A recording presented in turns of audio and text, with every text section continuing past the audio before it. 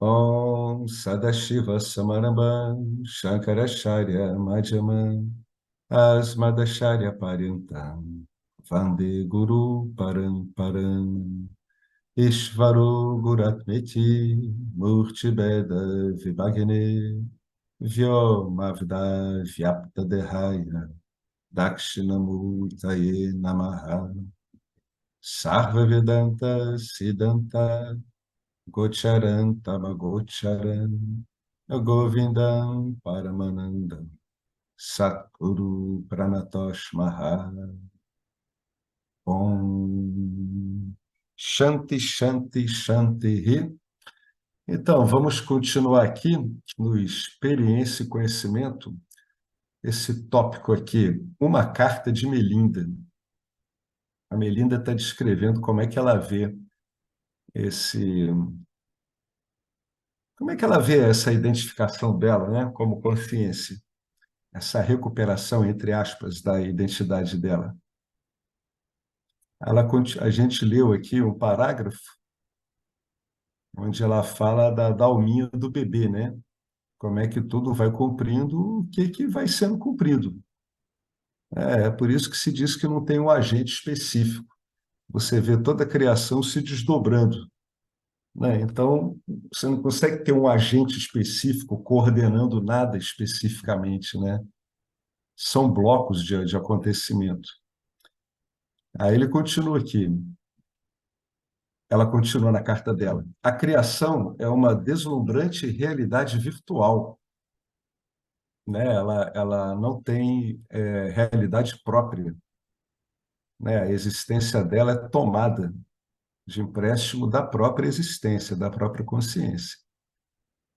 Essa realidade virtual é produzida pela ignorância macrocósmica, a qual é muito inteligente. Isso aqui é visto do ponto de vista do Jiva, né? Por quê? Porque o mundo para o Jiva ele representa a ignorância do Jiva. O Jiva não sabe o que ele é e, portanto, ele se atira em direção ao mundo, que ele delineia como nomes e formas que vão dar para ele o que ele quer, que em última instância é felicidade. Por isso que se chama muitas vezes a criação como uma inteligência ignorante, né? Ela funcionalmente, em termos de beleza, tudo era muito bonita, mas do ponto de vista do Jiva, ela apresenta o atrativo que para o Jiva significa autoignorância. Se o Jiva não fosse fundamentalmente autoignorante, ele não teria esse envolvimento todo com esse mundo, né? Muitas informações, som e sentimentos são processados, né? São inputs. O corpo do bebê cresce, é tudo por si, né? Tudo vai indo por si. E a alma, que ela está falando aqui do corpo sutil, consome todas as experiências com instrumentos sensoriais inteligentemente projetados. Ela vai dando várias dicas aqui, né? A gente vê aqui Ishvara como a inteligência última desse mundo, não só como a causa material. Por isso que ela diz, são inteligentemente projetados. E quando ela fala a alma consome todas as experiências, o Vedanta ele é bem mais específico, né? Ele trata a alma como o corpo sutil, e o corpo sutil é o instrumento por excelência de experiência. Ele tem várias funções, e dentre essas funções, tem a função mental e a egóica são puramente experimentais. Também tem pessoas que adicionam memória, etc., né? E a função do intelecto, ela avalia a experiência em termos de escolha. O intelecto ele pode trabalhar ou vinculado a uma identidade egóica ou, pelo menos, já questionando a identidade egóica, né? Então, quando ele está começando a questionar essa identidade egóica, ele enxerga a tomada de decisões de uma outra forma, né? Ele não enxerga mais tendo ele, né, ele, Jiva, como o centro em torno do qual o mundo gira. Então, aos pouquinhos, dá para ver várias dicas aqui no que ela vai escrevendo. A gente vai traduzindo, né, conforme o entendimento do Vedanta, e a gente nota um paralelo muito bom.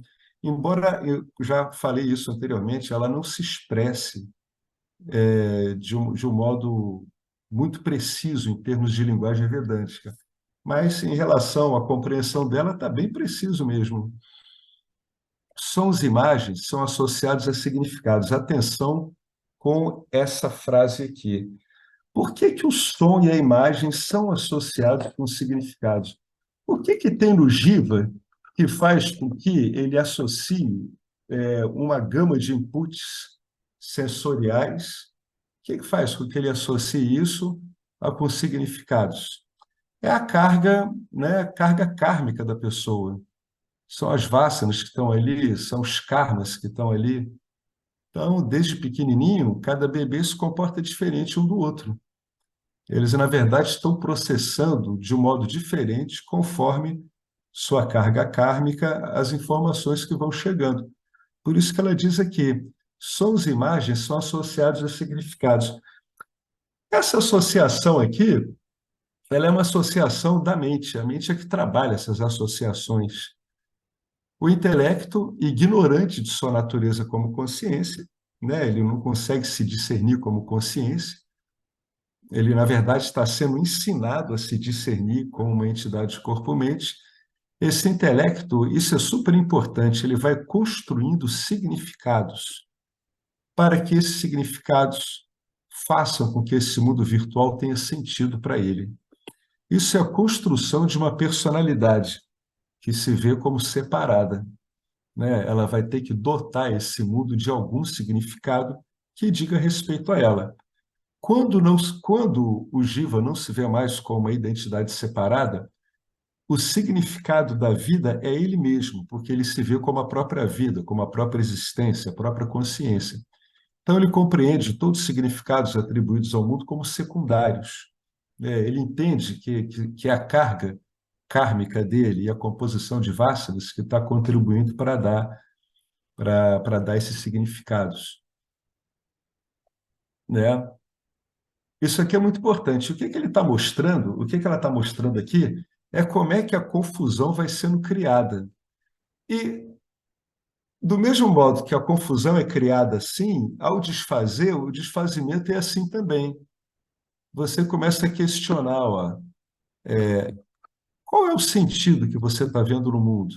Aí o indivíduo começa a questionar, puxa, eu não vejo sentido nenhum, porque o mundo não está me dando o que eu quero. Olha como é que vai desconstruindo. Então, o indivíduo, através de um meio de conhecimento, ele é ensinado a questionar o significado que ele está dando ao que ele chama de mundo. Finalmente, ele começa a perceber que ele está com uma identidade trocada. E ele começa a estudar como é que esses objetos, sons, imagens, são associados a outros objetos, que é o significado. Tudo isso é uma desconstrução. Ela aqui está mostrando como é que isso é montado inconscientemente. E um meio de conhecimento como o Vedanta, ele te mostra como isso vai ser desmontado conscientemente, né? Aí ela brinca aqui, ó, ela escreve: um dia a mãe ou o pai diz uma palavra que é repetida tantas vezes nos primeiros anos de vida que o seu significado vai se firmando, é um nome, né? Isso para vocês veem a força tremenda do condicionamento, né? E como a criança ela não tem o intelecto ainda apto a questionar esses condicionamentos. Então, tudo isso vai sendo introjetado na companhia das pessoas que lhe são mais caras, mais influentes, que são os pais, a família, né? Os familiares mais próximos. Todos vão aplaudindo esse processo de identificação. É claro que isso não é olhado desse ponto de vista. Isso é olhado do ponto de vista como uma nova vida que chega àquela família. Portanto, o trabalho da família é um trabalho de criar uma identidade mesmo, né? Criar um sentido de pertencimento. Ela continua, ela está descrevendo o bebê, ó, apontando, gesticulando, associando significados a objetos, né? É uma interação total, envolve a parte motora também. Você não consegue encontrar aqui um autor disso. É como se você estivesse desenrolando um programa de aplicação geral e com capacidade de aplicação específica, conforme a carga kármica que esse bebê está trazendo. Então, agora, essa função de discernimento, que é o intelecto, passa a reconhecer esse nome som e associa esse nome som ao corpo e às experiências. Agora, olha que interessante. Que corpo e que experiências estão sendo associadas? São experiências espacialmente próximas. Olha que coisa interessante. Cada vez o sentido de uma identidade separada e central à experiência, relativa à experiência, ela vai se formando. Olha o que ela escreve aqui. Isso aqui é uma das frases mais excepcionais disso que ela escreveu tudo. Ó. O intelecto passa a reconhecer o nome a um som e associa esse nome ao corpo e às experiências, sentimentos e pensamentos que surgem próximos a esse corpo. Aqui você começa a se definir como uma criatura espaço-temporal. Olha como tudo isso vai ocorrendo de modo inexorável, né? Vai criando uma relação no espaço-tempo através do corpo e da experiência, das associações disso com a experiência. O que é aprendido pelo intelecto é um mundo imediatamente ao dispor do neném, ao dispor automático, próximo a ele. E assim vai ficar quando ele for cada vez se individualizando mais como entidade egóica. A não ser que isso seja visto de modo crítico por um meio, por um intelecto treinado, a tendência é que essa identidade vai ficando cada vez mais forte. A tendência do ego é ele ficando mais rígido, ele vai cada vez firmando mais a identidade dele, a situação espaço-temporal dele em torno dessas experiências próximas a ele. Em alguns anos, o bebê ele já começa a pensar: eu sou este nome, eu sou este corpo. Olha como é que ele está começando a se definir por uma palavra, né? Essa palavra está respondendo por um objeto que, na verdade, não é representado adequadamente pela palavra. A palavra é somente uma representação, e é uma representação questionável. Mas olha como agora ele começa a criar o fetiche das palavras, que é o grande fetiche do ser humano. Até que, finalmente, o primeiro fetiche é o nome, depois vem papai e mamãe, e aí vem o mundo todo, né? Onde ele vai achar e acreditar piamente que as palavras que ele está carregando dentro de si, o modo como elas são articuladas e o seu significado, estão de fato explicando e representando o mundo, quando na verdade estão representando apenas as pulsões dele em relação ao que se chamaria de mundo. Aí começa, ó, o encantamento é lançado, né, um feitiço. A autoignorância se fortalece.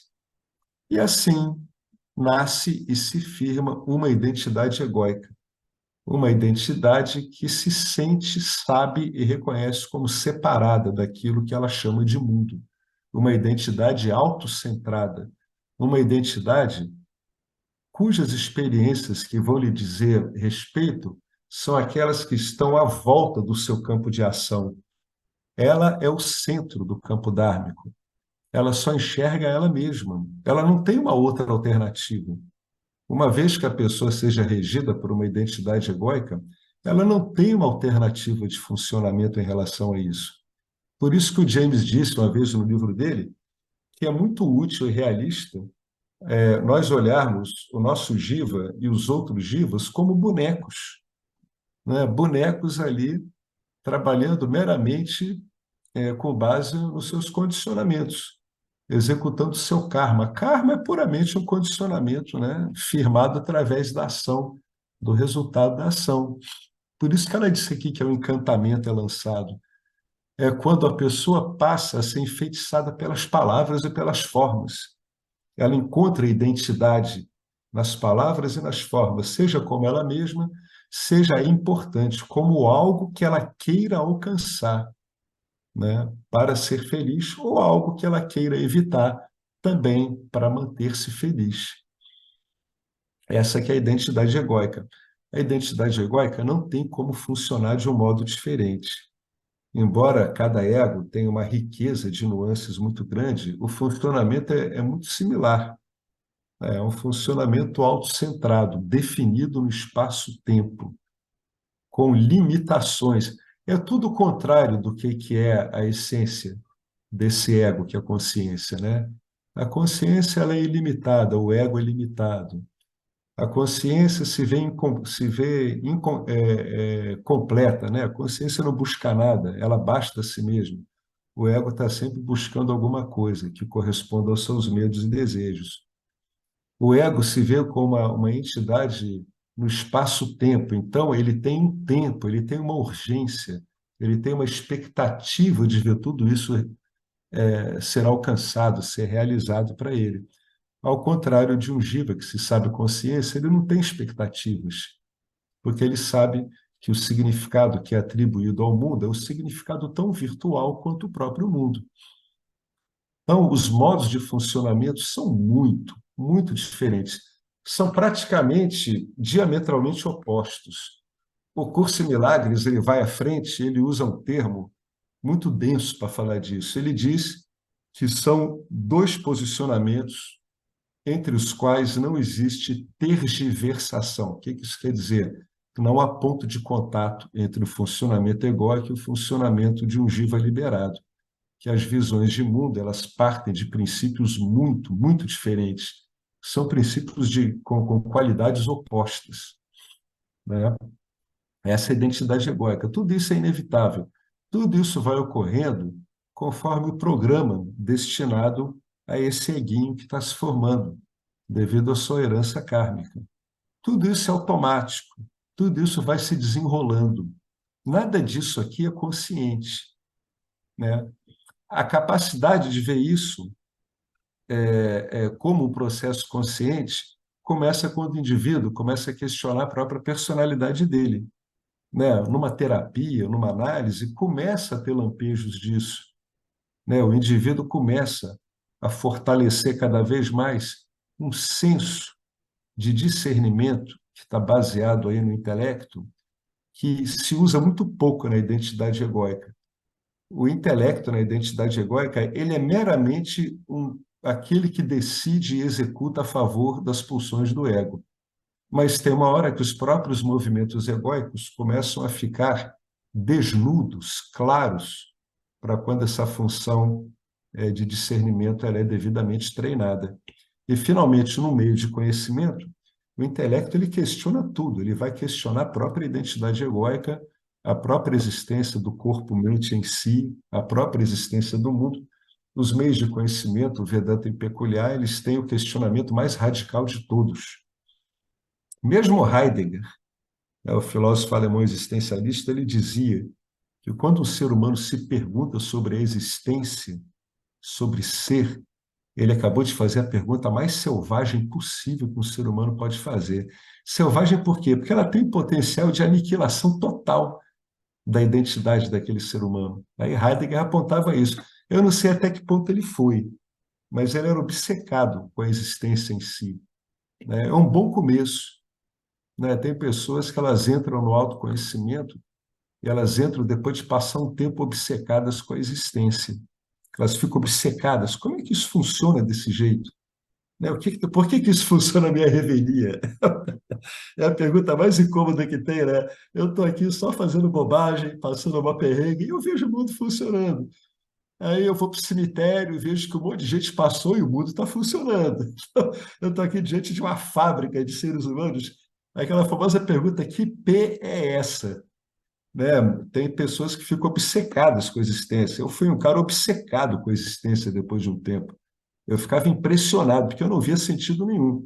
Eu tinha uma psique muito miserável e eu via que, literalmente, a existência não tomava conhecimento disso, ou se tomava, dispensava uma atenção mínima, não é nem necessária para que aquilo continuasse, né? Então eu ficava perplexo ao ver como tudo ocorria por si mesmo, ao passo que eu ficava fazendo um monte de juízos que só diziam respeito a mim mesmo. Mas, devido à falta de um meio de conhecimento, eu continuava miserável, né? Muito embora tivesse até questionando as coisas de um ângulo bem interessante, né? Então, é assim que o ser humano vai aparecendo.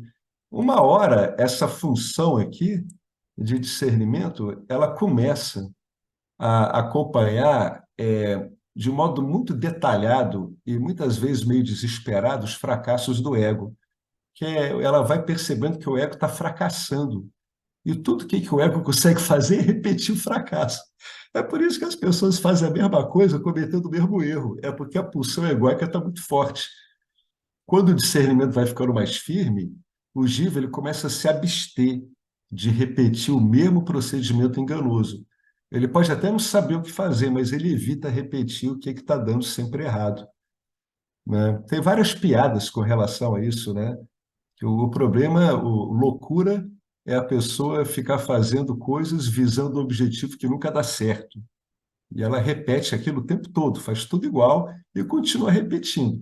Isso só dá para explicar pelo condicionamento egóico e pela profunda atratividade benigna que a consciência tem nisso tudo, né? Que o ego continua querendo o bem, mas ele quer o bem de uma entidade que ele julga ser separada, né? Mas para vocês verem que tudo funciona de um modo muito coerente, embora não consciente para o Jiva, mas é muito coerente. Essa identidade conceitualizada é defendida pela lógica que a criou. Olha que frase interessante. Ela está querendo dizer que, muito embora seja uma ignorância, é uma ignorância muito bem paramentada em termos de conhecimento. É por isso que tem que ser usado um meio de conhecimento para que esse tipo de conhecimento seja retirado. É uma identidade conceitualizada, ela é uma identidade pensada, associada, justificada. Ela é defendida pela lógica que a criou, a lógica das vássanas atuando ali, né? A lógica baseada nesse pêndulo do medo e do desejo, né? O ego é sempre isso, está sempre oscilando entre medo e desejo, mesma coisa. Então, olha que interessante. É uma identidade que ela está formatada e mantida por uma construção. Que construção é essa? É uma construção discursiva, né? É por isso que o ego, em geral, ele fala tanto com ele mesmo, sobre ele mesmo, para ele mesmo. O que é o discurso interno do ego? É o modo mais eficaz do ego se perpetuar de um modo impune é quando ele dialoga com ele mesmo. Em geral, o ego nunca fica satisfeito com a ausência de respostas. Ele quer explicar tudo de acordo com a visão dele, né? Nesse momento, ainda não está claro para ele que muitas vezes o melhor raciocínio não leva a uma resposta. Ele leva a uma dúvida, ele leva a incertezas, né? O ego ele entende que o melhor raciocínio vai sempre dar uma resposta a ele. Mas muitas vezes o bom raciocínio ele joga o ego na escuridão, né? Raciocinando corretamente, o indivíduo vê que ele não tem como afirmar as coisas que ele está afirmando, né? À medida que a vida continua e essa entidade vai se fortalecendo, olha a coisa interessante, é o que a gente estava falando aqui. A mente e o intelecto constrói uma história, né, em torno dos sentimentos e pensamentos que ela, pessoa egóica, associou a essa identidade. Essa é a história, né? Dom Juan dizia para Castaneda que o ser humano é um ser de inventário, de arquivo. O que é o arquivo do ser humano? É essa história. Quem é você, Alex? Eu sou um servidor público federal. Olha que coisa engraçada, né? Eu sou brasiliense, eu já fui casado. Você pergunta para o Giva o que ele é, e naturalmente o que ele vai falar para você? Ele vai te falar da história dele. É por isso que às vezes o Zen budismo ele dá umas atravessadas muito loucas. Chega lá o indivíduo para falar com o Roshi, aí ele quer que o Roshi fale alguma coisa dele, Roshi, e o Roshi diz assim: Você reparou como os pintacilgos sempre aparecem umas 3 ou 4 semanas depois do começo da primavera? O que o Zen tenta fazer? Ele tenta quebrar essa história. Ele tenta dizer para o Jiva que essa história, no fundo, ela é sem pé nem cabeça. É uma coleção de pontos, né, que o Jiva vai dando significado e vai juntando, né? Os pontos que são favoráveis ao modo como ele se vê, ele diz que é a minha história. Os que não são favoráveis, o Jiva com frequência, o Jiva egóico, ele esquece, varre para baixo do tapete. né? Ele cria uma narrativa favorável à lógica que criou a identidade dele. Por isso que tem tanta gente que esquece de tudo. Você se lembra que você fez X, Y, Z? Eu não, nunca fiz isso. É normal, essa função de escamotear é normal também. A gente já falou aqui que tudo na manifestação tem salvaguardas, né? Tem modos de se defender. Essa seletividade egóica em relação à própria história é uma tentativa de se manter incólume, né? Intocado pela dúvida em relação ao que é, ao que gosta. Olha que coisa interessante. À medida que a vida continua, a mente e intelecto, né, constrói uma história de si mesma, que ela fala para si mesma, em torno quê? Daquilo que dá significado para ela, que basicamente é o quê? São os pensamentos e são os sentimentos. Sempre que tem um pensamento relevante, vai ter sentimentos associados a ele. Quando te passa na sua cabeça um pensamento que quase não levanta sentimento nenhum, ele não tem relevância. Você pode ver isso por você mesmo. O que ela fez, essa mente intelecto? Ela associou esse conjunto, essa história, com esses sentimentos, pensamentos, ela associou a ela mesma. Essa é a história, é a criatura de inventário. Ela tem uma história a falar sobre si mesma. Ela tem um discurso interno que ela vai ter que defender. Essa identidade agora se torna um mundo mental completo. É a sua realidade total. O Jiva chama isso de Jiva Shristi, a criação do Jiva. O que o Jiva cria? Ele cria a sua própria história. Ah, a própria história corresponde à trajetória dele no campo dármico?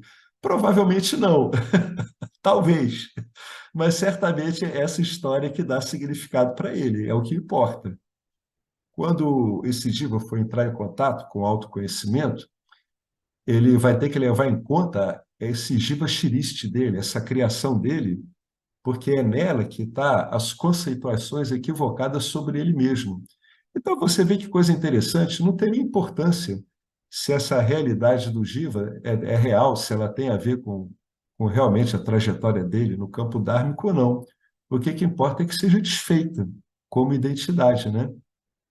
Nesse sentido, nós somos que nem Ishvara, mas em vez de sonhar o universo, né, a gente sonha com a existência de um mundo pessoal. Os dois criam, né?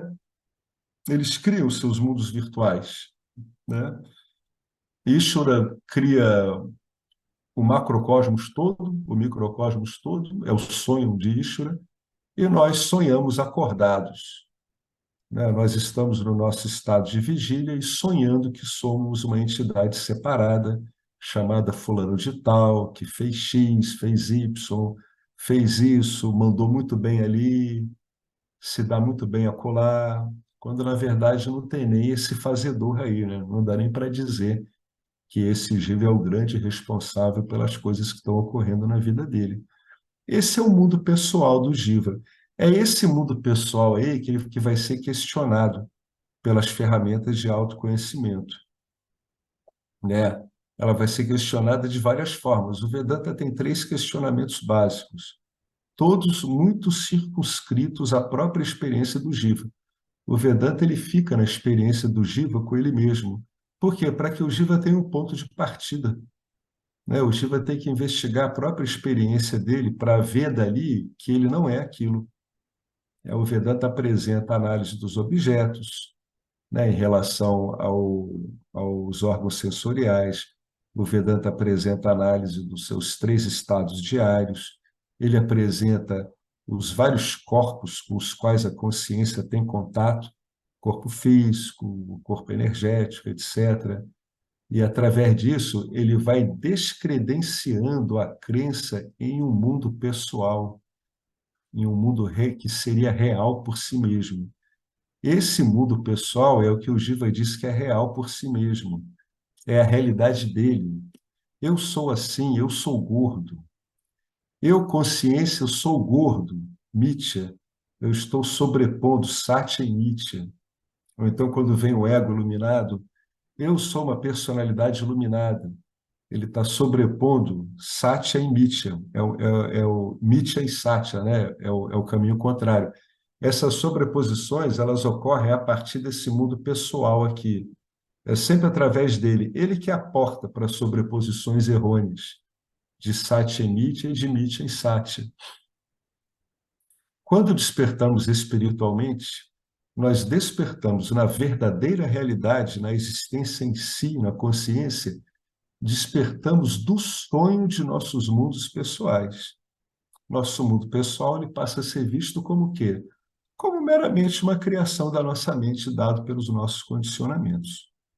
O sofrimento acontece quando acreditamos na mentira do nosso nome, né, da nossa história. Por que ela botou mentira? Porque não nos representam na realidade. Por isso que ela disse que é uma mentira. Não importa o quão fascinante seja a minha história, não importam os nossos objetivos egóicos. Lá dentro, no fundo da consciência, sob o encanto de Maya, achando que não é consciência, sabemos que existe algo mais e sentimos-nos presos. É uma pulsão, né? Começa a ter essa pulsão, é como se estivesse puxando o Jiva. O Jiva não consegue mais levar muito em conta o que ele acha dele mesmo. Está faltando alguma coisa.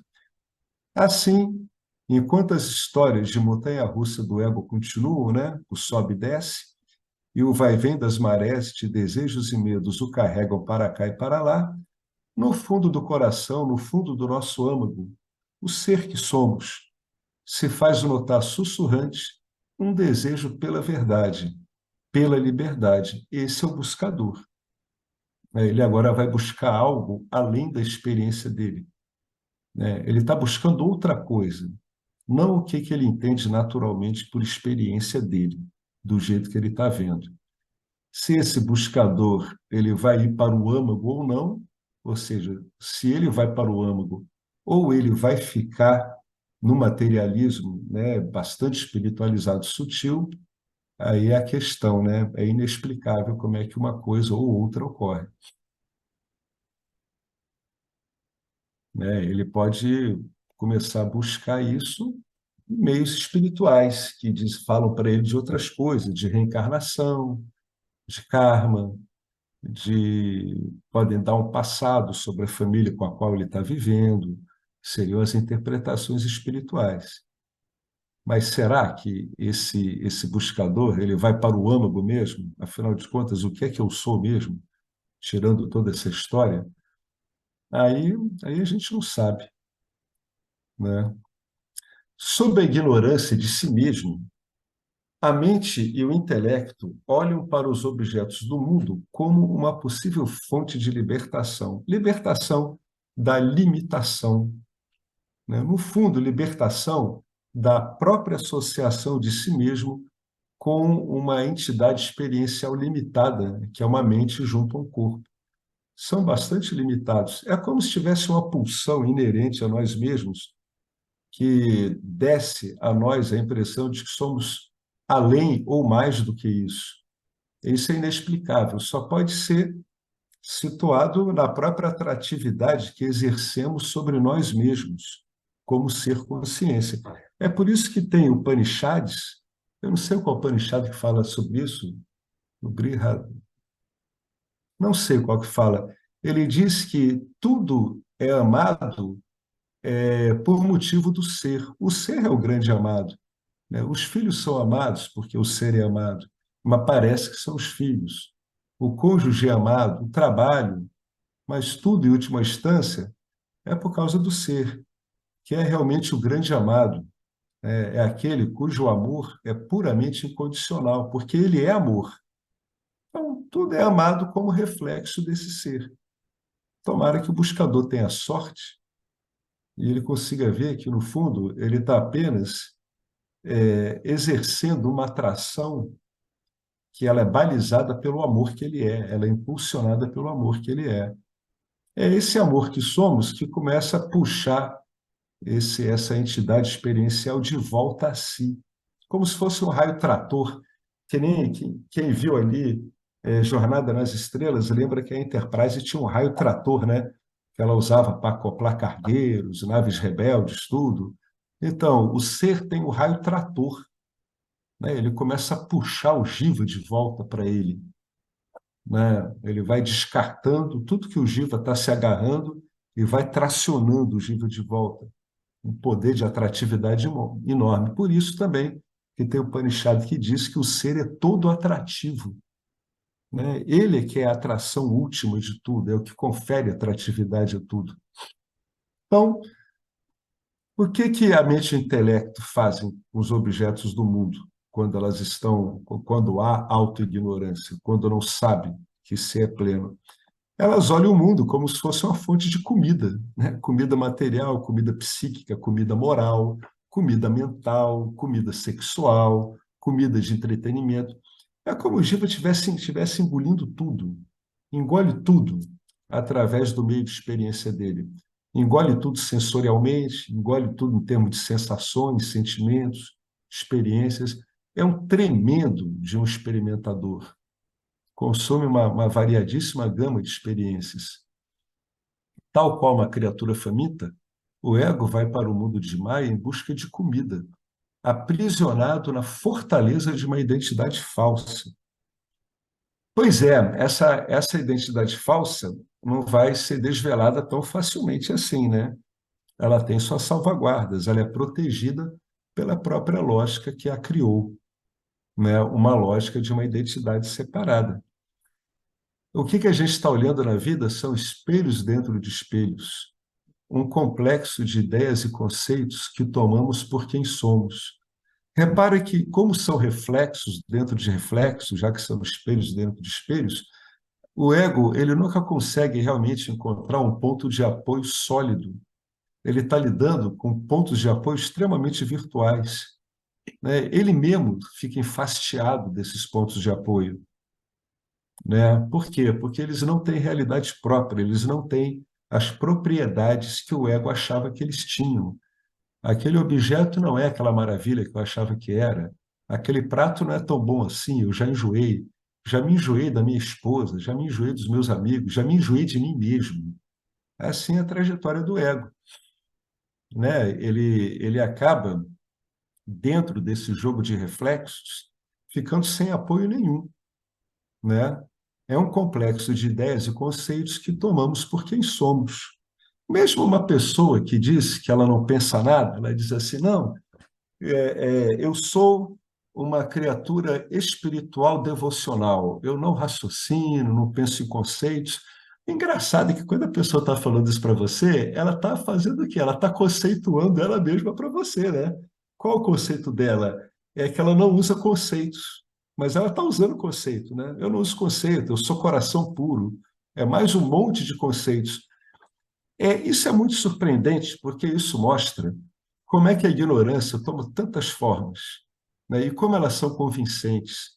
Você pode ver uma pessoa que se acha puramente devocional, ela vai discursar durante uma hora sobre a devoção dela e vai dizer, no fundo, de que ela acha que a mente, essa mente que fica definindo as coisas, é um problema.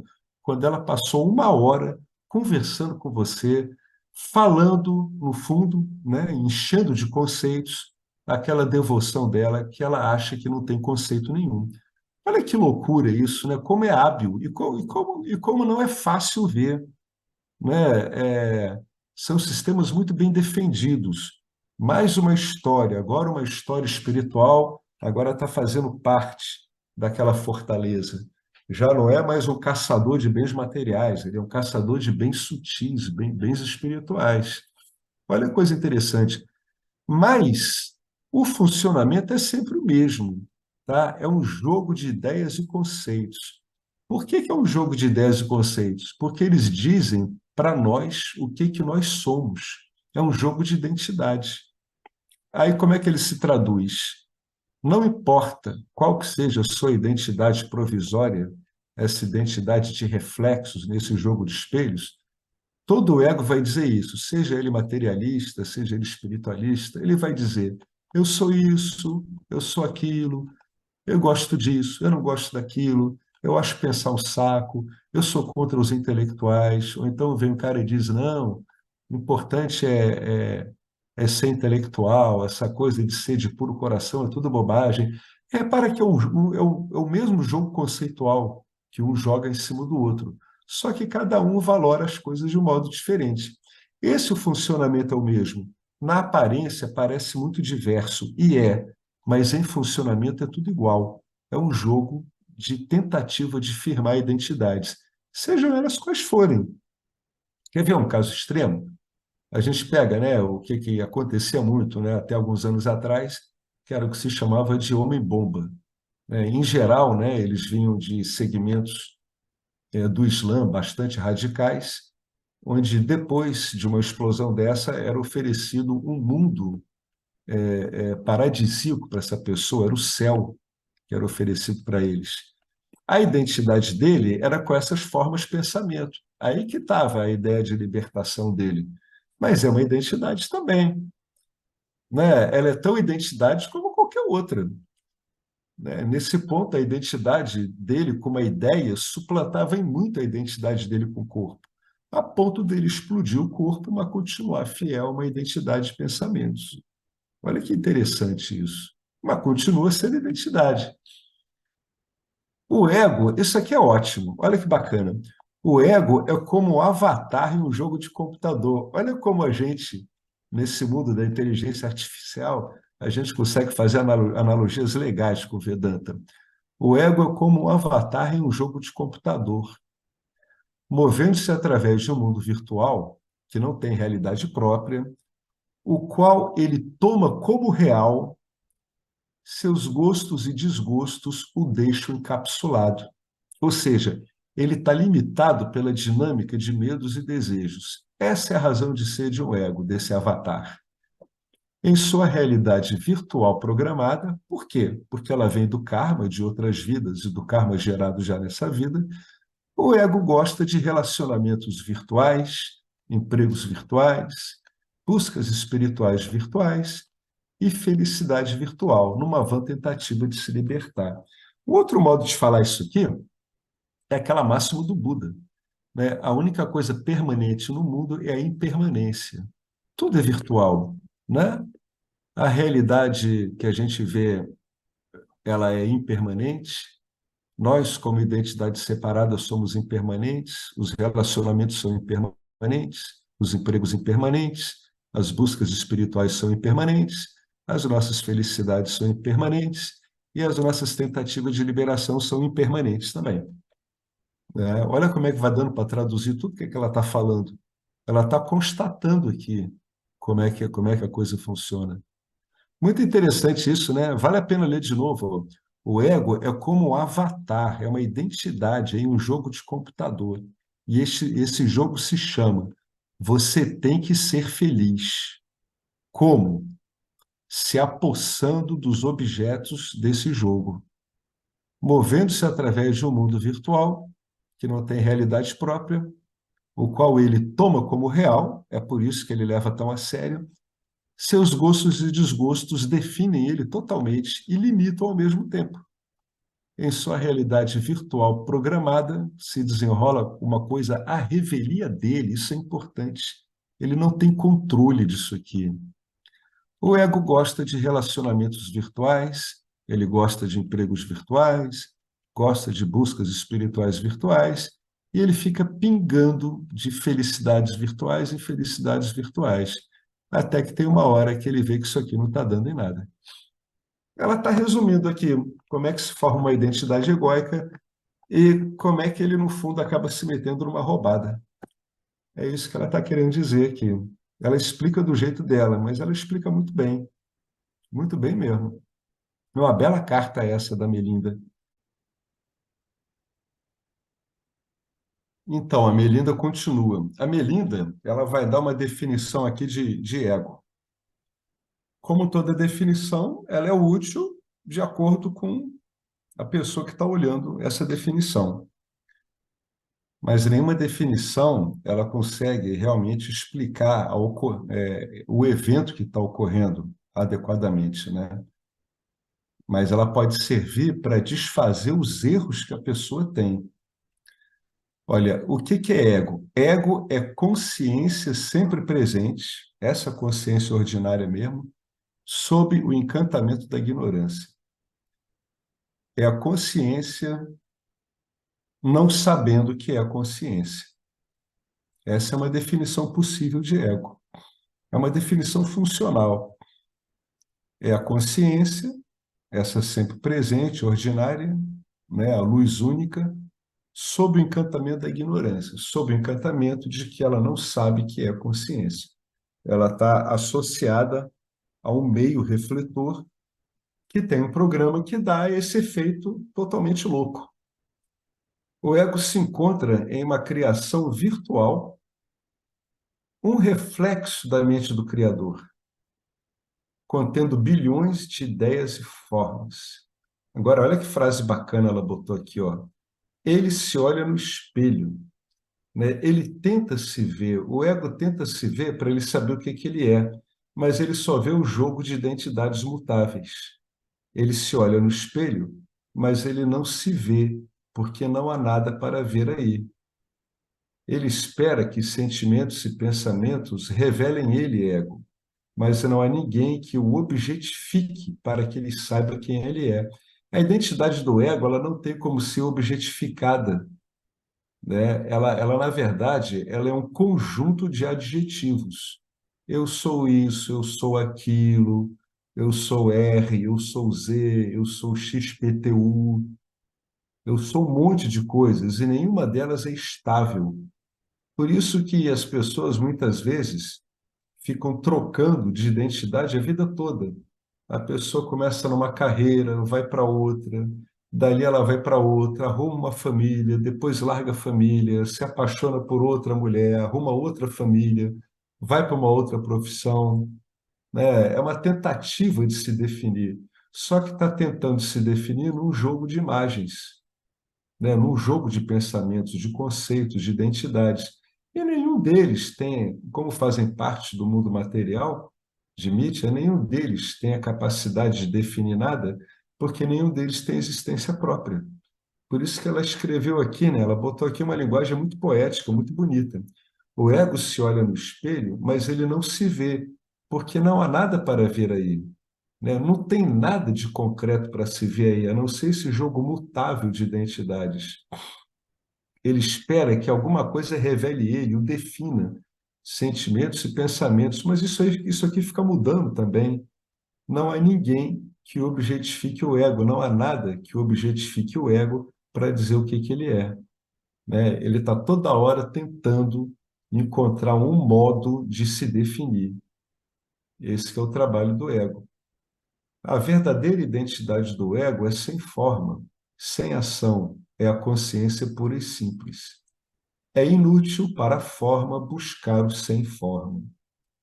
A única coisa que a forma pode fazer é eliminar as definições dela no que diz respeito a outras formas. O que eu estou querendo dizer com isso? É o ego, por exemplo, procurar uma identidade numa história. O ego procurar uma identidade numa característica dele, até que ele não goste. Pô, estou sempre gordo, né? Meu problema é minha gordura. Ele está se definindo por um problema, tá? Não há como isso atingir sem forma, mas isso pode ser trabalhado de modo que essa forma não busque mais identidades no próprio mundo das formas.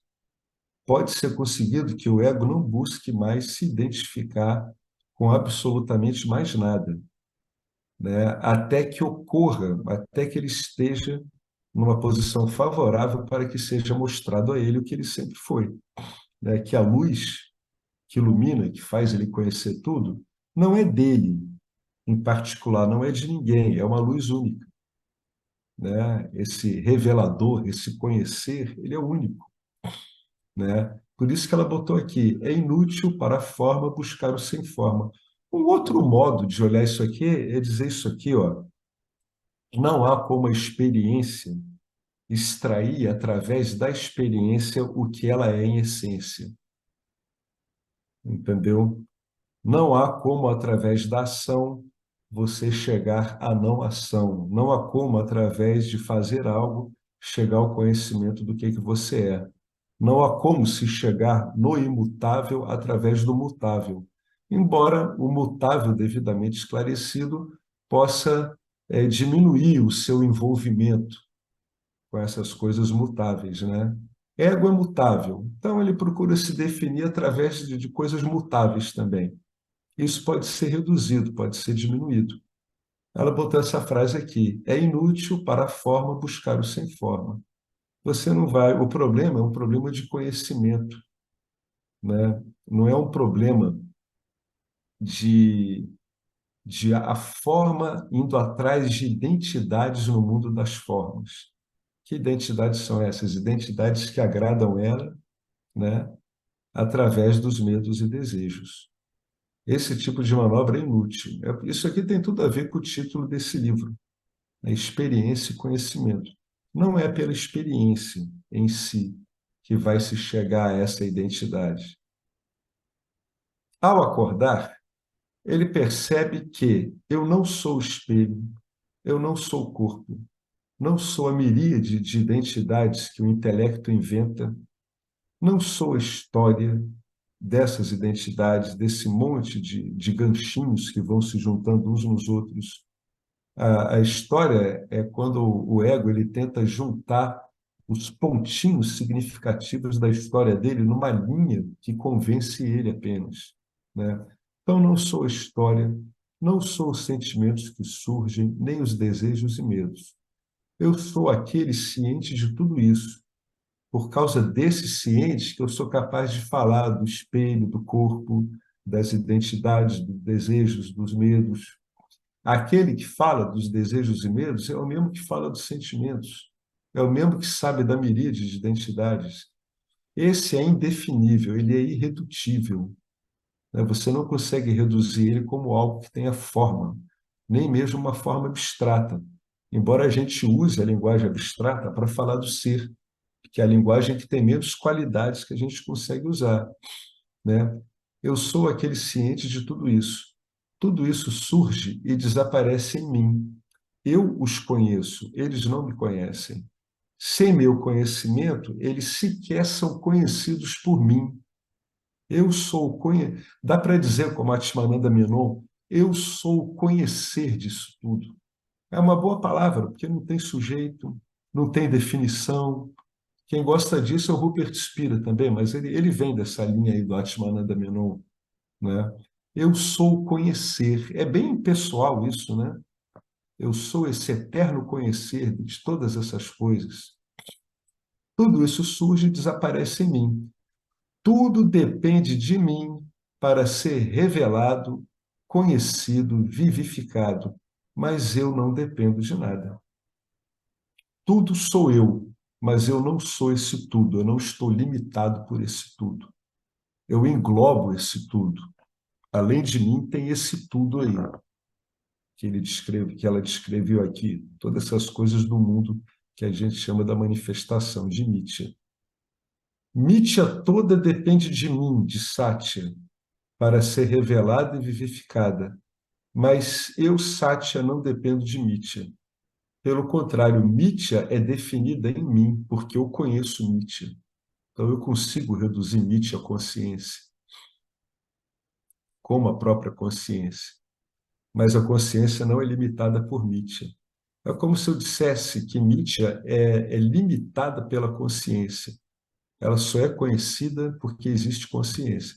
Ao passo que a consciência não é limitada por Nietzsche. Quando você sabe quem você é, o intelecto começa a desvendar as identidades que ele tem erguido desde que nasceu. Alguém quer comentar alguma coisa sobre isso tudo que a gente leu até agora? Essa frase que ela botou aqui ela é bem interessante. A gente vai se aprofundar um pouco nessa frase. Vocês estão reparando agora que ela está falando como é o desfazer disso? Agora, olha que interessante. O desfazer, ele é consciente.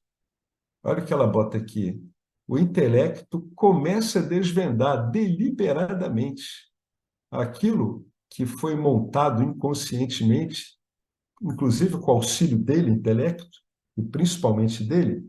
Agora você vai usar a mesma ferramenta de decisão, né, de discernimento, e você vai começar a retirar o que ainda está atrapalhando.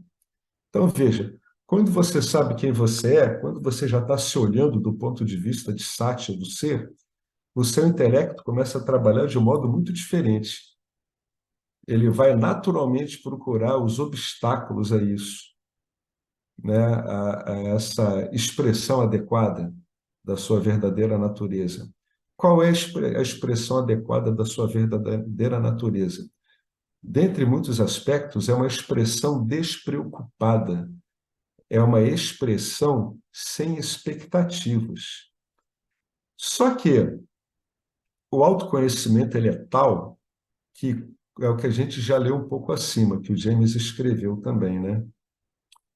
Se antes do autoconhecimento vir, você já não trouxe essas identidades à luz o suficiente para não ser afetado por elas, se isso não foi feito antes do conhecimento vir, quando ele vem, isso é trazido à luz, nem que seja na marra. Começa a ficar impossível você conviver com determinadas formas de identidade, identidades vinculativas, né? Então, por isso que ela está querendo dizer que quando você sabe quem você é, quando o auto-reconhecimento chegou, o seu instrumento de discernimento, de discriminação, ele começa a desfazer as identidades vinculativas que têm restado, que restaram depois que esse autoconhecimento ocorreu. Por quê? Porque só assim o autoconhecimento vai virar moksha, libertação. Porque todas essas identidades, elas têm os dois padrões, né, de ser identidades fazedoras e identidades que usufruem. E o que, que a continuação dessa limpeza vai fazer? Ele vai tornar o fazedor e o usufrutador irrelevantes. Não são mais o centro da sua identidade, mas tem uma inércia. Em geral, quando a pessoa sabe quem ela fica lidando com esses penduricalhos, sabe? Com esses rabichos. Isso tem que ir sendo recolhido. O intelecto é que vai investigando através do meio de conhecimento disponível aqui, que é o Vedanta, e ele vai retirando essas identidades. Ele vai retirando como? Ele vai comparando a limitação dessas identidades com a ilimitação que ele é. Ele pode usar o pensamento oposto, ele pode investigar os três estados, ele pode fazer qualquer tipo de investigação. E o interessante é que isso foi erguido inconscientemente pelo intelecto, porque ele é que bateu o martelo para que essas associações fossem feitas. E agora ele conscientemente, devidamente instruído, né, pelo meio de conhecimento, ele começa agora a fazer isso deliberadamente. Ele vai virando um caçador. Imagina um sonar ou um radar que vai se aprimorando cada vez mais, ele vai vendo isso aparecendo na tela. Aí aparece isso na tela, ele, opa, o que que é isso aqui? Aí, se ele não consegue identificar, ele dá uma olhada no meio de conhecimento, vê algum procedimento, aí ele, tá, já detectei isso aqui, o que que eu vou usar contra isso? Né? E tem vários recursos. Isso toda hora é a minha mente, que é muito dispersiva e fica agarrada por essa identidade. Quem sabe alguma técnica de meditação pode ajudar, né? Ou então, isso aqui é que eu tenho uma certa volubilidade emocional em relação a não sei quem, ao sexo oposto, algum tipo de sexo, ou alguém que me queira bem. Aí vem aquela sugestão, por que que você não faz uma prática devocional? A prática devocional, ela dá uma acalmada nas emoções, porque ela direciona todo esse caos emocional para um objeto de amor único, né, que é Deus. Então, o que que o intelecto começa a fazer? Ele vira um rastreador. Ele tem instrumentos para rastrear isso, né? Eu sou aquele, não. Ele derruba as fortalezas que defendiam essas identidades. O que que ela está querendo dizer com isso? Que, em geral, isso dá trabalho, né? Essas identidades têm modos de reagir, né? Elas têm o condicionamento e os recursos para conseguir tentar confrontar esse desmonte, né?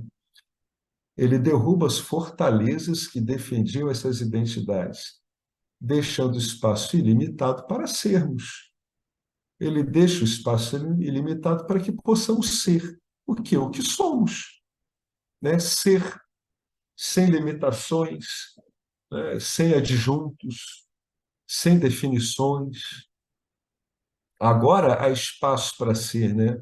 Agora o indivíduo não tem mais aquela expectativa procurando resultados, né? Ele não está mais obrigado a trabalhar para ter uma expectativa, para no futuro ver se ele consegue ter algum usufruto. Ele não trabalha mais assim. Então, a impressão que tem é que é uma ilimitação, é uma leveza mesmo, né?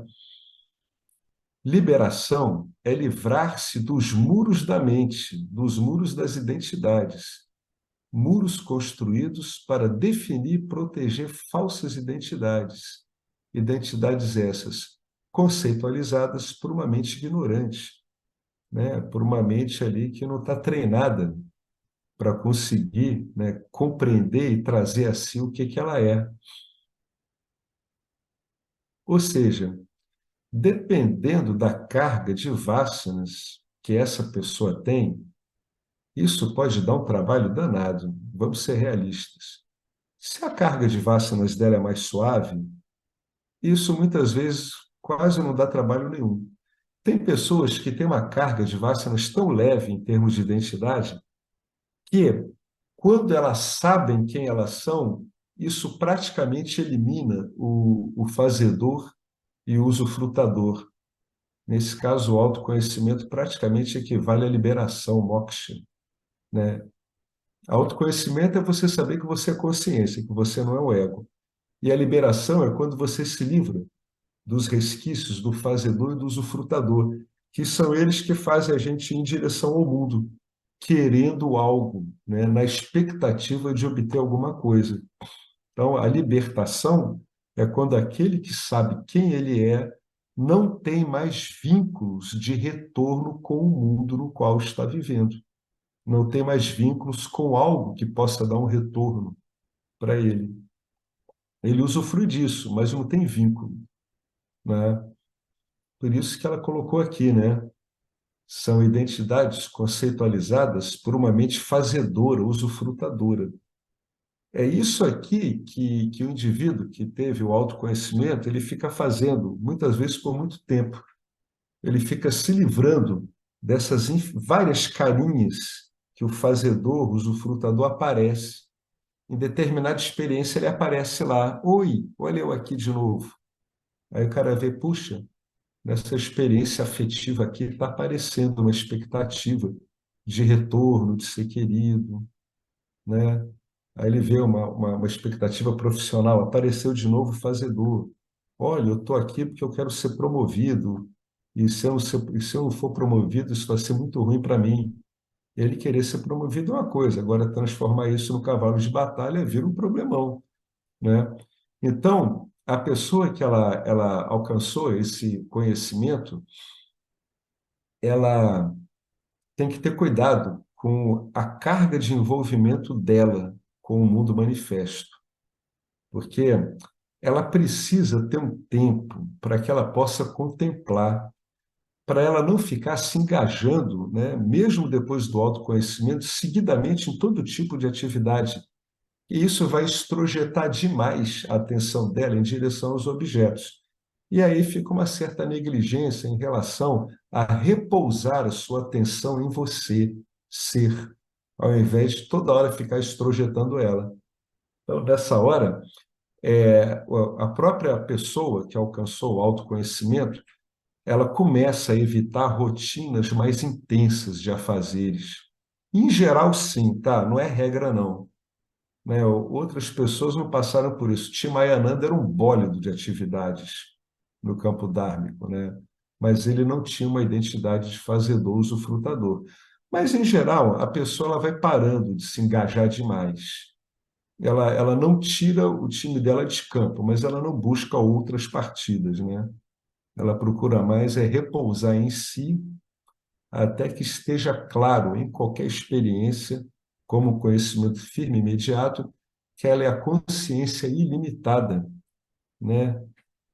Perene, sempre presente, a consciência ordinária, e que ela não é um fazedor, né? Isso aí é que tem que ficar claro, que o campo age por si mesmo. Consciência não é aquele, não é aquilo que age.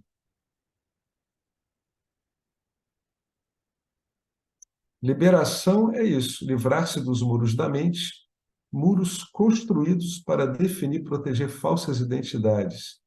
Identidades essas, conceitualizadas, é um trabalho árduo, né, da mente ignorante de ficar se atribuindo identidade. É por isso que o ego sofre tanto, que é um trabalho difícil. Várias coisas no campo dármico trabalham, né, de um modo a ele questionar essa identidade dele. Por isso que o ego sofre tanto. O campo dármico, ele, incontáveis vezes, ele não responde bem ao ego, né? Porque o ego é autocentrado, o campo dármico não tem um centro específico. Então ocorre um conflito inevitável. Não é porque o ego seja mal, né? Pô, eu outro dia estava lendo o cara, né? Ele praticamente transformou o ego no capeta, né? Então, devido à moderna psicologia, o cara acabou arrumando um novo nome para Satanás, é o ego. Não é isso. O ego é um programa que, quando ele não é bem observado, ele cria uma falsa identidade, né, autocentrada, que inevitavelmente vai levar a conflitos. Não é por mal, não é porque o ego é malvado, é porque ele tem uma limitação mesmo, né? E nessa limitação ele vai tropeçando e trombando com o campo dármico, né? Não é por maldade, não é por um juízo de valor, não é porque ele está possuído por algo ruim, né? É por pura ignorância. Aí lembrem-se de Buda, o Gautama, que ele dizia que o problema é a ignorância, né? Não é bem e mal, é ignorância. Que ignorância ele estava dizendo? A ignorância de quem você é. Esse que é o problema, é um problema de conhecimento. Todo sábio acaba apontando que é um problema de conhecimento. E Jesus apontava que era, né? O Rumi apontava que era. Todos, Buda, todos eles. Os sábios indianos todos apontavam que é um problema de conhecimento. É um problema de conhecimento. Alguém quer acrescentar alguma coisa? Ô, professor, boa noite a todos. Boa noite, Felipe. Tudo bom? Tudo ótimo, tudo Diga certo, lá. hein? Então, o intelecto é o fruto do conhecimento lá que o ser humano adquiriu, né? Foi onde tudo começou, foi expulso, né? Na minha opinião. Expulso do paraíso depois que adquiriu o conhecimento, né? Esse intelecto, essa razão, Ah, que acaba tendo esse senso de que eu sou o fazedor, sou eu que faço, né? Eu que construo. é, E, é na o minha opinião, assim, a partir do momento que o ser humano ele adquire esse intelecto, esse complexo, e porque se você reparar bem, os animais não têm esse problema, essa problemática, né? O ser rapaz, eu humano não tem. sei. Eu não sei como é que é a vida dos animais, porque eu já vi coisas tão estranhas assim, filmagem de savana, mas eu acho que É, a não, gente dá para falar da gente. Agora é tão estranho, eu já vi uma girafa se vingando, cara, de uma sim, tem umas leoa coisas mesmo bizarras. que Que é, matou a filha dela e ela matou a leoa a patadas, né? Então eu não sei, mas assim, mas eu falo no sentido de que um animal ele não constrói um prédio no meio de uma mata, por exemplo, ah, não, essas né? Entendeu? identidades assim Você vê que você, enlouquecidas são nossas, sim, sim. sim, você vê que infelizmente nós passamos por um período de pandemia e muitas pessoas ficaram reclusas em casa. A gente ficou reclusos em casa e isso foi comprovado cientificamente de que a natureza ela deu um salto assim absurdo em um ano, né? De que quando o ser humano ficou recolhido, os mares, os rios, as plantações, eles deram um upgrade gigantesco, né? Por o ser Foi. humano ele se recolheu em casa. Então, assim, É. a grande problemática é que a gente realmente através desse equipamento, desse conhecimento que a gente. Por isso que eu gosto muito da frase do Arlindo, quando ele fala que ao mesmo tempo é uma bênção, mas ao mesmo tempo é uma maldição, né? É, Que foi quando é você isso come, mesmo. quando você comeu desse fruto do conhecimento e você é expulso, a Bíblia usa esse termo, né? Eu gosto desse termo, expulso do paraíso. É que você perdeu essa conexão realmente com o campo, com o Dharma e com a vida no É. sentido amplo, entendeu? Quando eu falo assim que os animais não têm essa problemática, porque eu vejo eles desfrutando de um campo mais harmonioso que o ser humano, entende? Ah, sim, não tem a menor dúvida. apesar de que realmente tem essa questão da sobrevivência aí, é uma coisa muito selvagem entre eles, mas você vê que o respeito que eles têm pelo campo é muito maior que o ser humano, entende? É, sim, com certeza. Eles seguem o Dharma deles mesmo, né? Sim, O ser humano, ele não, ele viola o Dharma, né? A não ser que o Dharma dele seja violar o Dharma como possibilidade, né? Que eu estou sim, começando a achar que é isso mesmo, é um programa feito para violar a si mesmo. Porque a coisa exato, parece que toda conduz a essa violação até que ela seja olhada de modo consciente. exato, É isso mesmo. A base de tudo isso, na verdade, é a ignorância com relação a si mesmo, né? Quando essa ignorância ocorre, essa falta de conhecimento, todo equipamento experiencial do ser humano, vamos definir aí o corpo sutil e o corpo, né? Ele é usado para reforçar esse erro. Então, o intelecto, que tem uma capacidade de discernimento, ele passa a ser escravizado por sim, essa falsa identidade. E ele toma decisões baseadas na manutenção dessa frágil identidade separada, sim, né? É o que ocorre aí. Depois, o intelecto, quando ele é devidamente esclarecido, né, e bem usado, ele começa a enxergar os movimentos dessa identidade egóica. E ele começa a avaliar que o ego muitas vezes não consegue o que quer, né? Ele fracassa, ele tem uma intenção, aquilo não dá certo. Então, o intelecto ele começa a ficar com dúvidas, né, ele começa a se associar a uma função mental que tenha dúvida, e ele começa a olhar essa trajetória do ego com dúvida, né? Quando o indivíduo pergunta assim, será que eu estou vendo as coisas direito mesmo? Isso sim, aí é o intelecto botando o olho em cima do ego, né? Será que o olho dele está bom? Aí o intelecto está vendo que não está funcionando bem, mas ao mesmo tempo ele não consegue ver como é que seria a correção. Daí que, por isso que a gente precisa de meios de conhecimento que ajustem isso, né? Para que a gente não tenha um ego tão conflituoso, porque um ego conflituoso ele atrapalha demais a vida, sim. A né? gente, o ego faz a gente ter aquele senso de que o mundo parece meu, né? O mundo é meu, É, eu quero tudo, eu posso é fazer. surreal.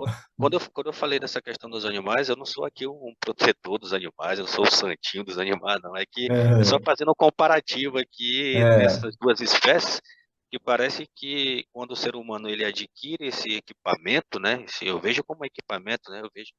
Eu tenho a visão de que a mente é realmente uma programação, né? eu Aí também. é onde os males começam a acontecer, entendeu? Onde você se distancia, como o senhor É, falou, essa questão da ignorância. E aí vem todo o sofrimento de achar que o mundo é meu, de que as pessoas, de que é a minha família, é o meu filho, entendeu? É a minha faculdade, é a minha escola, tudo é meu, né? tudo é meu. E, o animal não tem esse. Ele sobrevive ali, morre, vai embora e vai para outro lugar, a gente não sabe para onde, né? É, E o ser ele, humano ele, fica ele é enrolado contra. nesse emaranhado aí de. É, é isso mesmo. Os animais cumprem o dharma deles sem questionamento, né? Eu estou começando a achar que o dharma do ser humano é se complicar mesmo, até ele saber que não é um ser humano, porque a margem de erro que tem, Felipe, ela é enorme, é muito fácil errar quando há Sim, ignorância com relação a si mesmo, né? A probabilidade de erro é gigantesca. Então, ele parece que ele comete erro mesmo, né? Ele vai emitindo um ruído, é como se fosse é como se fosse um componente do campo dármico. Os outros se movem sem emitir ruídos, né? Sem emitir interferência. E esse componente humano ele se move emitindo um monte de ruídos em relação ao campo dármico, né? Ele tumultua mesmo. Agora é engraçado porque isso é inevitável, né? A não ser que sobrevenha o autoconhecimento, essa criação de problemas ela é sim. inevitável. Esse emaranhado, né? É, Me parece realmente que foi uma coisa realmente projetada para que você se é, embole nessas coisas e você fique agarrado àquilo ali e volte é, todo o tempo, né? Eu e não, eu não voltando. queria falar isso não, mas eu cheguei a saber uma conclusão que você. O negócio é projetado para dar problema mesmo. É para dar problema, é uma coisa que Porque com certeza dá muito problema. Né? É a você vê que, receita certa para dar confusão. exato. Você vê que Até, quando a gente é, até que a coisa seja tão desesperadora que se busque uma saída da confusão. então, tem que sair do labirinto. Exatamente. É, quando a gente é bebê, quando a gente é criança, como a gente não está enrolado muito ainda com essa nova vida, a gente somente é, né? A gente só é a consciência ali pura, igual os Isso, animais são, entendeu? Você está ali, isso. pronto, não está enrolado com nada. Mas é projetado para você, à medida do tempo, ir se enrolando, e se apegando, É, que tudo é meu, e que eu posso, e que eu conquisto. Você não pode. é, Eu vejo, professor, assim, que hoje eu tenho essa observação de que eu não posso nada, entende? Eu não posso nada assim, mas sim, também eu não vou abdicar das coisas que eu posso, que eu quero fazer, eu vou fazer e tudo mais. Mas aquela ideia de que eu tinha de que eu posso, eu conquisto, eu vou para frente, não sei o que, não, não é assim. Hoje eu vou com mais calma, entende? é, Não é que também eu deixe de lado tudo, não, agora eu vou ficar parado aqui, não vou fazer nada, vou subir no monte e vou ficar lá. sim. Aqui não tem nem monte para fazer isso. Mas eu também não tenho mais aquela gana, né, de, porra, eu tenho que ir, que não sei o quê. Não, eu vou no meu horário, vou no meu tempo, vou no meu período, né? Você tá menos sujeito às expectativas, né? Tá vendo que o Sim, mundo exato. não é o que parecia ser, né? É, não é o que parece ser. É que nem quando a gente está acostumado a dirigir muito rápido no trânsito, né? Sim, Aí a gente corre, corre, aí para no sinal vermelho, alguém fecha. Aí depois de um tempo é que a gente se dá conta de que o trânsito ele tem um ritmo que tem que ser respeitado, né? sim, A sim, gente, de uma certa forma, tem que aprender a lidar com aquela velocidade, com aquele trânsito, com aquelas regras, né? É a mesma coisa. A gente vai se dando conta do nosso trajeto naquilo ali. é. E o cara que passa por você no trânsito com pressa, lá na frente ele para no sinal e vocês se encontram. Você fala, o que o cara É, tava com pressa, o cara tá parado aqui de novo aqui, ó, tá no mesmo lugar, é, então não não, adianta nada. não adianta muita coisa, né? A velocidade média é sempre aquela. Então, esse desenho ele te dá margem a isso, né? Uma descompensação, é uma descompensação praticamente inevitável. O Ramana Maharishi, ele tinha uma analogia que ele colocou, porque uma vez falaram de criança, né? Ah, o sábio é que nem uma criança, tudo. Aí o Ramana disse assim, bem, vamos dizer que a única semelhança entre o sábio e a criança é que ambos não retêm nada, né? Eles não seguram nada, né? Porque eles não Sim, estão sim, presos por perfeito, expectativa. perfeito. Porém, a criança, ela está pronta para se tornar uma escrava do condicionamento, né? Sim, sim. Ela está sendo conduzida inevitavelmente ao condicionamento. É uma aprendiz em É, potencial, e é certo que vai se condicionar em algum grau, né? De modo vinculativo com mesmo, certeza. né? Então, isso aí não tem jeito, Eu gosto né? muito da frase do professor Arlindo, eu acho que o Marcelo pode me ajudar, a questão do, quando ele passa, acho que as mãos no coco, no óleo de coco, é uma coisa assim que faz você não se agarrar às coisas, né? Eu não sei bem, mas em uma das aulas dele ele usou essa analogia, eu gostei bastante. A Você gente tem que passar. agarrar a jaca. Agarrar a Isso, exato. jaca. E aí você tem que passar o óleo de coco para driblar essas situações de apego e tudo mais, porque é É, complicado, viu? o meio de conhecimento, ele trabalha aí, né?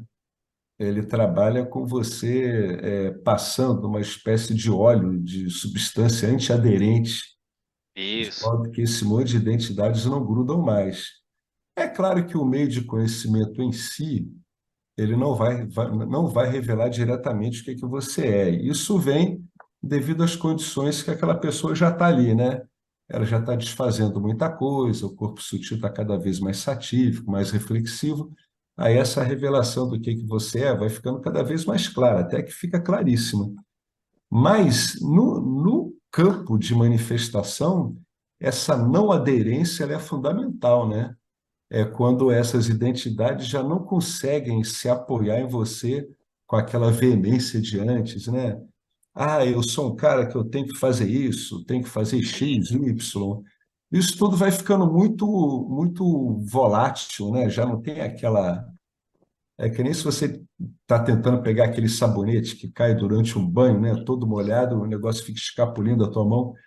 O estudante Vedanta vai ficando assim, né? Ele não consegue mais agarrar ele direito, né? sim, Ele fica uma coisa meio ensaboada, uma enguia mesmo, né? Com muco ali que essas coisas não agarram mais. sim, Mas o fundamental é ver o que que ele está percebendo dele e aplicar nisso o conhecimento, ficando com o que que o conhecimento traz, né? O meio de conhecimento traz. Por isso que o Vedanta ele tem tanta abordagem, ele tem sim, tanto recurso para você substituir, né? No seu panorama, no seu programa egóico, você substituir as coisas que são contrárias a esse conhecimento indireto, eu sou consciência, né? Você está lendo um livro, o livro te diz, você é consciência, não dual. Aí você acha isso uma ideia muito interessante. Isso é o conhecimento indireto, até que ele fique uma coisa clara para você mesmo. Mas o meio de conhecimento, ele tem muito recurso para você ir tirando as coisas das suas crenças que não têm a ver com o que está na escritura. sim. Ele vai removendo isso.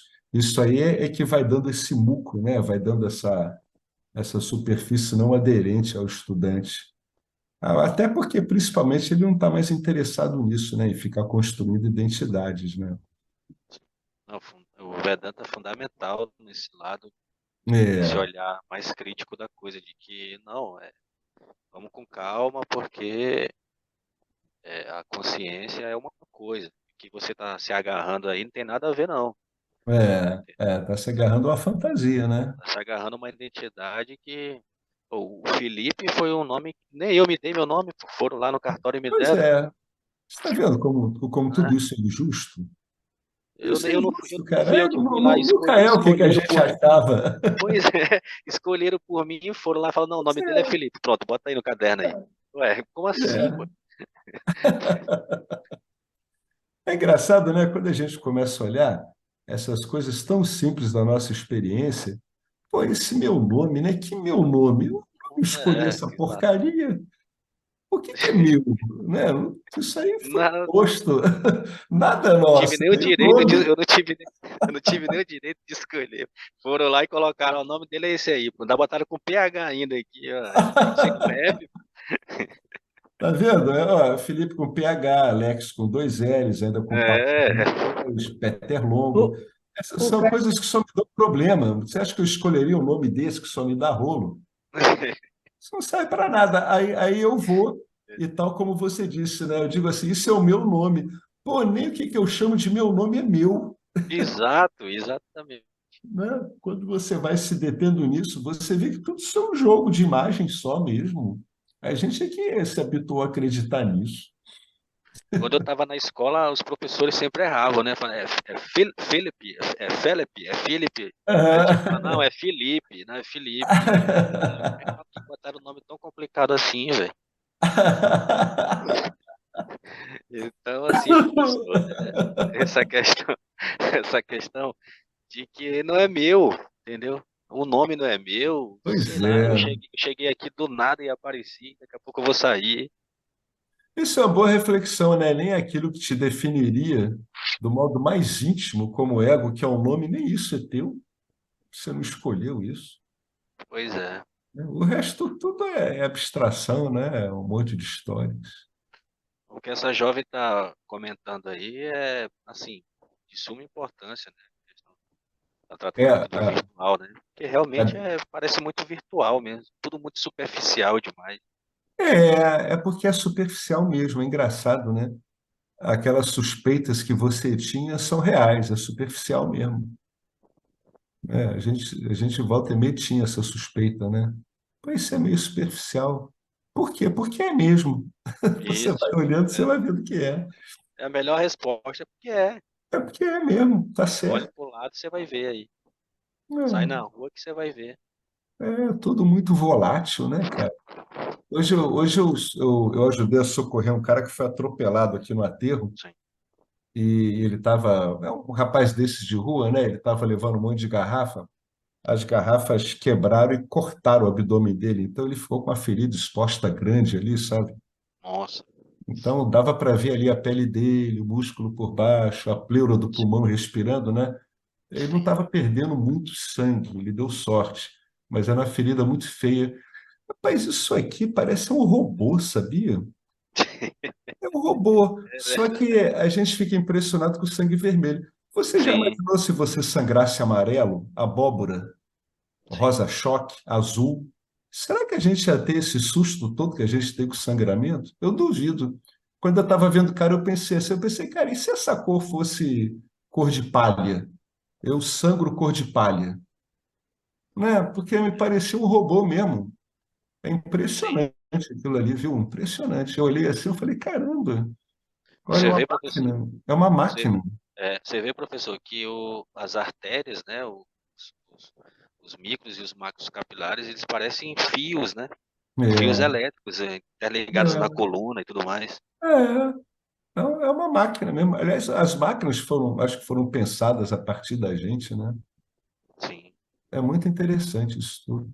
Mas é tudo bem volátil, né? São coisas que quebram de uma hora para outra, dão problema. sim. Aí, quando a pessoa está muito iludida, ela fica numa luta muito inglória, né? Tentando manter aquilo que está degenerando. Olha que coisa absurda, rapaz. Em vez de se preocupar com o que que ela é, né? Ou então tenta manter um conhecimento, como aquela história do chakra do Bhaja Govinda, é isso, né? Ele estava andando por um templo desses indianos à beira da água.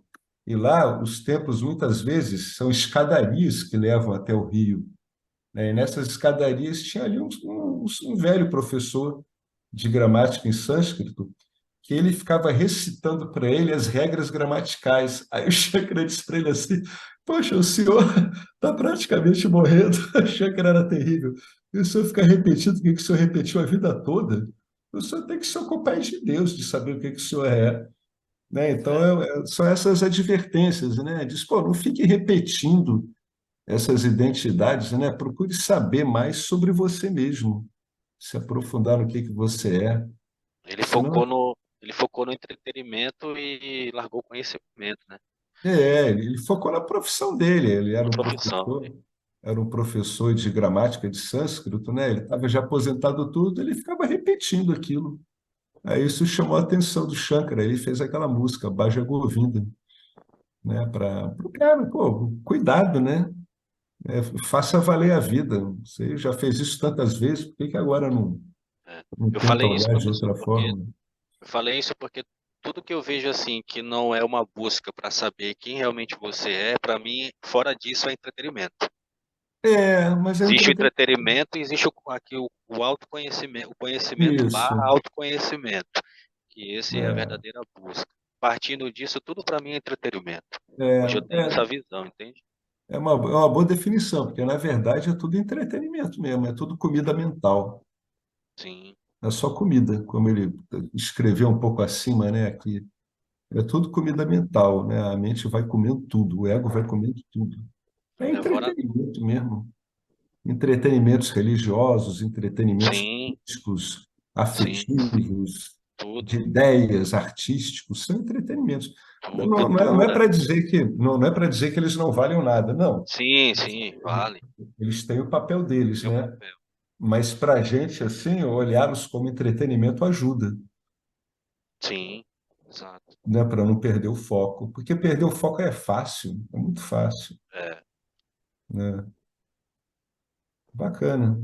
É isso aí, meu amigo.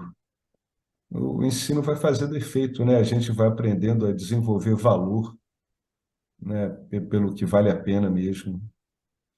sim. Importante. Muito bom. Alguém mais quer fazer algum comentário, sim, diante desse texto aqui muito bacana aqui da Melinda? É que nem o Felipe comentou aqui, né? Você começa a ver isso na sua vida, você aplica isso.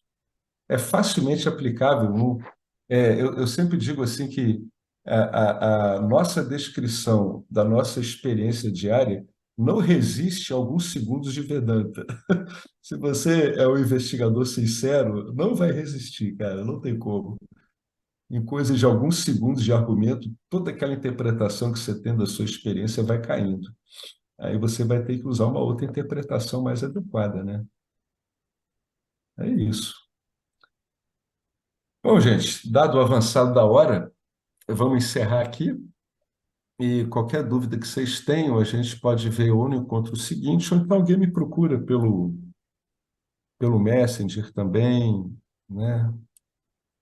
Eu vou botar aqui como é que eu apareço aqui no Messenger, ó, Alex Chaves. É só botar aí que aparece. Ou então me procura pelo WhatsApp também, né? Eu estou sempre disponível aí para responder essas perguntas. Beleza? Então, vamos lá, Marcelo. Om Purnamada Purnamidam Purnamudachyate Purnasya Purnamadaya Purnamiva Vasishate. Om Shanti Shanti Shanti. Gratidão a Ishvara, o primeiro Dakshinamurti, gratidão ao Vedanta, gratidão a todos nós que estamos aqui ouvindo, né? A gente, na verdade, faz parte dessa linhagem de transmissão, né? De conhecimento, professores e alunos. É isso, a linhagem está funcionando há milhares de anos, já tem liberado, acredito, aí, talvez milhões de pessoas, e não há por que não vai liberar a gente, né? Mais cedo ou mais tarde, se a gente não sai do ônibus do Vedanta, o motorista invariavelmente leva a gente a nós mesmos. Não é isso aí? Então, maravilha, tá? Fica ainda aquela chamada, né? Quem puder doar para o trabalho aí do Vedanta Brasil é importante, tá? Lá na página aí do Facebook tem todos os recursos, todas as opções que a gente tem para fazer uma doação. Ou então doando aí, apresentando algum livro, algum texto, alguma ideia, colaborando, tá joia? Falou, gente. Até a próxima.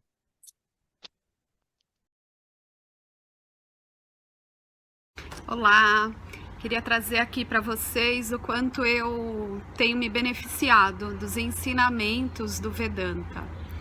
Esses ensinamentos do Vedanta, eles mudaram a minha vida, o meu estilo de vida, né? A partir de uma compreensão sobre Jagata, o mundo, sobre essa pura inteligência, Ishvara, sobre o Jiva, né? A mente, o funcionamento, sobre a aplicação do Karma Yoga diariamente na vida, o quanto isso beneficia a purificação da mente, né? Para poder daí acessar aquilo que é mais valioso. Aliás, eu diria sem valor estimável, inestimável, né? Uma riqueza profunda, que é a compreensão sobre os ensinamentos de Satya, a consciência, a existência ilimitada que sou. Bom, eu sou uma aluna de Vedanta, desse grupo Vedanta Brasil, que iniciei a jornada, estou no começo da jornada, mas essa jornada seria impossível sem o apoio diário de um professor qualificado, o professor Arlindo Nagar, nosso professor, que dedica a sua vida, que dedica as batidas do seu coração exclusivamente para o ensino do Vedanta. Ele gosta de usar a frase o coração que se doa recebe. Então ele é esse coração que doa. E aí a minha pergunta e o meu convite é: e você? tem se beneficiado também dos ensinamentos, da compreensão, da clareza desses ensinamentos que são trazidos para nós? Sim? Se sim, o coração que doa, recebe. Então, o convite é, se você se beneficia, você pode também fazer uma doação. Essa doação, ela é necessária, apropriada, para a manutenção, né, desse ensinamento vivo diariamente para nós. E é um convite para que a gente possa nutrir esse grupo com o dar e o receber. E se você se beneficia, tenho certeza, qualquer valor mensal é suficiente. É o valor que o seu coração sentir, mas é um valor apropriado. Bom, meu recado é esse. Eu agradeço imensamente e não tenho palavras para dizer o que é o Vedanta na minha vida. Só dizer gratidão. Gratidão, Ishwara, gratidão, professor, gratidão a Sampradaya, gratidão. Obrigada.